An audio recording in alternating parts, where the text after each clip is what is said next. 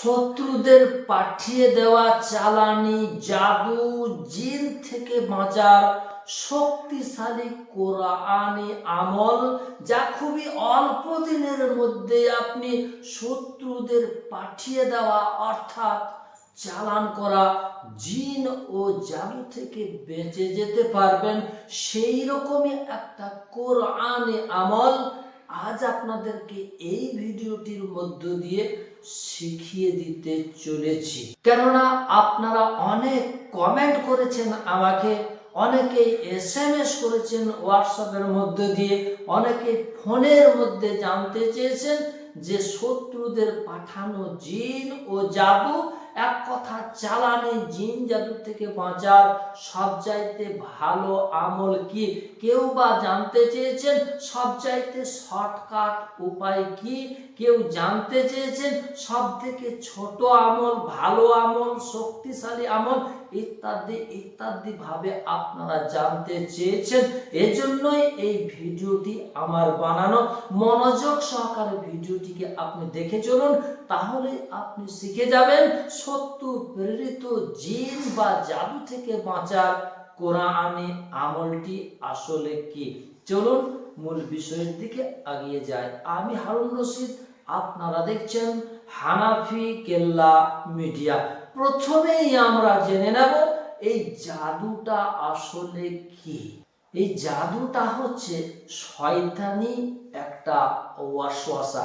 মনে রাখবেন, হিন্দি বা উর্দুতে রয়েছে জাদু, অর্থাৎ গিয়ে কিছু দাও।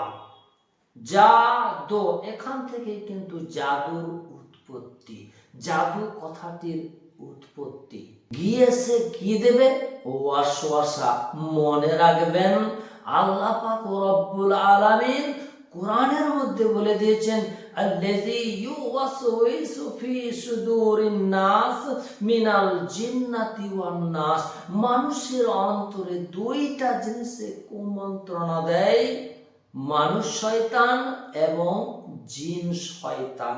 এই ওয়াসওয়াসাটিকে প্রথমেই আমাদের অন্তরের অন্তঃস্থল থেকে বের করে ফেলতে হবে, তা না হলে আপনি এই জাদুর ওয়াসওয়াসা থেকে কখনোই বাঁচতে পারবেন না। এরপর আমরা জানবো এই চালানি জিন বা জাদুগুলো এসে মানুষের শরীরে কি ক্ষতি করে। তারপর আপনাদেরকে আসল আমলটি আমি বলে দিচ্ছি।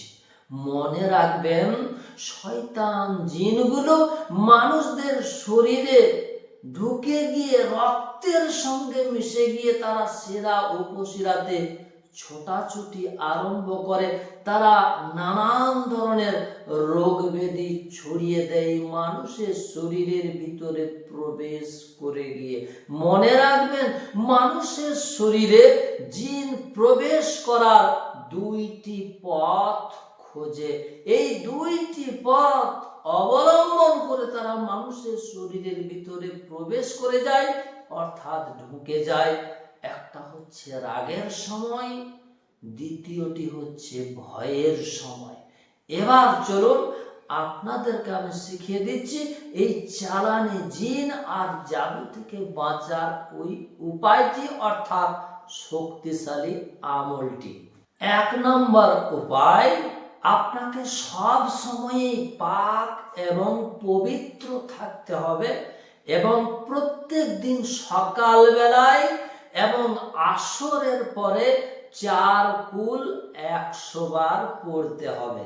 2 নম্বর কাজ হচ্ছে সূরা তাহা নিয়মিতভাবে 1টি বার করে আপনাকে তেলাওয়াত করতে হবে, পড়তে হবে। 3 নম্বর কাজ হচ্ছে সকাল এবং রাত্রি বেলায় 1 বার করে সূরা বাকারার শেষের 2টা আয়াত আপনাকে পড়তে হবে, পাঠ করতে হবে, তেলাওয়াত করতে হবে।